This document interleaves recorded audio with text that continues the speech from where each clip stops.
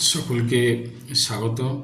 আমরা কম বেশি সকলেই জানি যে একাদশ এবং দ্বাদশ শ্রেণীর পরীক্ষা পদ্ধতির বিরাট পরিবর্তন হয়েছে, সিলেবাসের পরিবর্তন হয়েছে। আমাদের একাদশ এবং দ্বাদশ মিলিয়ে 4টি সেমিস্টার হবে। প্রথম দুটি সেমিস্টার একাদশ শ্রেণীতে এবং তৃতীয় এবং চতুর্থ সেমিস্টার দ্বাদশ শ্রেণীতে। তাই 1 আর 3 হচ্ছে এমসিকিউ প্যাটার্নে হবে, আর 2 আর 4 সেমিস্টার এসএকিউ প্যাটার্নে হবে। তাতে কিছু 3 নম্বর, 2 নম্বর এবং 5 নম্বর, এমনকি 10 নম্বরের প্রশ্ন থাকে।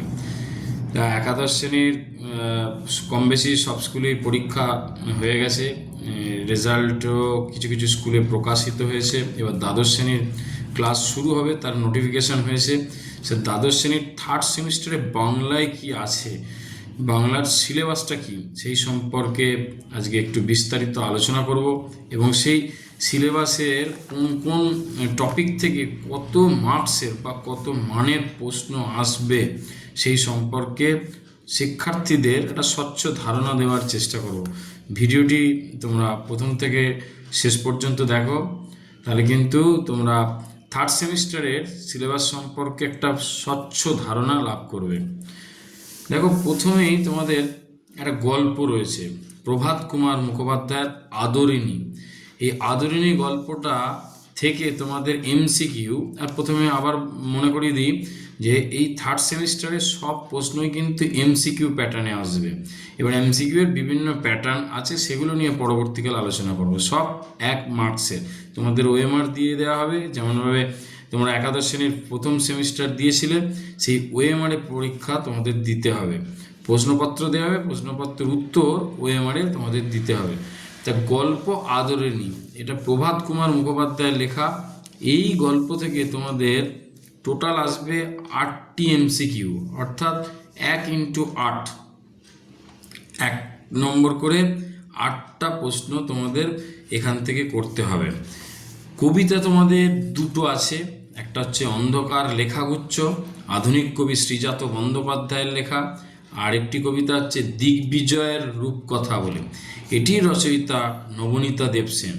এই দুটি কবিতা মিলিয়ে কিন্তু তোমাদের 7টি প্রশ্ন আসবে, 7টি করতে হবে, কোনো অপশান থাকবে না। তা এখানে 7টি প্রশ্ন তোমাদের মনে প্রশ্ন আসতে পারে, দুটো কবিতায় 7টা। যিনি প্রশ্ন করবেন সেই স্যারের উপর নির্ভর করছে। অন্ধকার লেখাগুচ্ছ থেকে 4টে দিতে পারে, দিগ্বিজয়ের রূপকথা থেকে 3টে, বা ঘুরিয়ে 3টে 4টে করে দিতে পারে। একটি প্রবন্ধ আছে যার রচয়িতা স্বামী বিবেকানন্দ, বাঙ্গালা ভাষা। এখান থেকে 5টা এমসিকিউ দেওয়া হবে, যার মার্কস 1 × 5, 5। ভারতীয় একটি গল্প রয়েছে, মারাঠি ভাষার গল্প, যেটাকে বাংলায় অনুবাদ করেছেন সুনন্দন চক্রবর্তী। মূল মারাঠি ভাষার লেখক শঙ্কর রাও খারাট। এই যে পোটরাজ, এই ভারতীয় গল্প থেকে, এবং আন্তর্জাতিক কবিতা রয়েছে তার সঙ্গে, যার রচয়িতা আসল হচ্ছে পাবলো নেরুদা। এটাকে অনুবাদ করছেন কে? শক্তি চট্টোপাধ্যায়। এই ভারতীয় গল্প এবং আন্তর্জাতিক কবিতা, এই দুটোকে মিলিয়ে তোমাদের কিন্তু 5 নম্বরের এমসিকিউ আসবে। পোটরাজ থেকে 3টে দিতে পারে, তার সঙ্গে থেকে 2টো দিতে পারে, অথবা তার সঙ্গে থেকে 3টে দিতে পারে, পোটরাজ থেকে 2টো দিতে পারে, এরকম। আর একটা আলাদা বই থাকে তোমাদের, সাহিত্য ভাষা সংস্কৃতির একটা বই দেওয়া হয়। সেই বইটি থেকে ভাষার যে অংশ, 3টে অধ্যায় রয়েছে।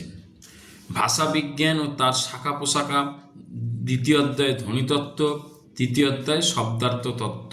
এই যে 3টে অধ্যায়, এগুলো থেকে টোটাল তোমায় 10 মার্কসের প্রশ্ন দেওয়া হবে, 1 × 10। আর বাংলা ভাষা ও সংস্কৃতির অংশে 3টে অধ্যায় রয়েছে। প্রথম অধ্যায় বাংলা গানের ইতিহাস, 2য় অধ্যায় বাঙালির বিজ্ঞান চর্চার সংক্ষিপ্ত পরিচিতি, 3য় অধ্যায় বাঙালির ক্রীড়া সংস্কৃতির সংক্ষিপ্ত পরিচিতি। এই 3টে মিলিয়ে তোমাদের 5 মার্কসের, অর্থাৎ 1 × 5 এইরকম মানের প্রশ্ন আসবে। অর্থাৎ দেখো, গল্প থেকে 8, কবিতা 2টো থেকে 7, 8 সাথে 15 হয়ে গেল, প্রবন্ধ থেকে 5, 15 আর 5 20, ভারতীয় গল্প এবং আন্তর্জাতিক কবিতা থেকে 5, 20 আর 5 25, ভাষা অংশ থেকে 10, 25 আর 10 35, বাংলা ভাষা সংস্কৃতি থেকে 5। এই হচ্ছে টোটাল 40 নম্বরের প্রশ্নের নম্বর বিভাজন এবং তার সিলেবাস, এটা ভালো করে শোনো, তাহলে কিন্তু তোমাদের ক্লাস করতে সুবিধা হবে, প্রশ্নের মান বুঝতে সুবিধা হবে। ধন্যবাদ।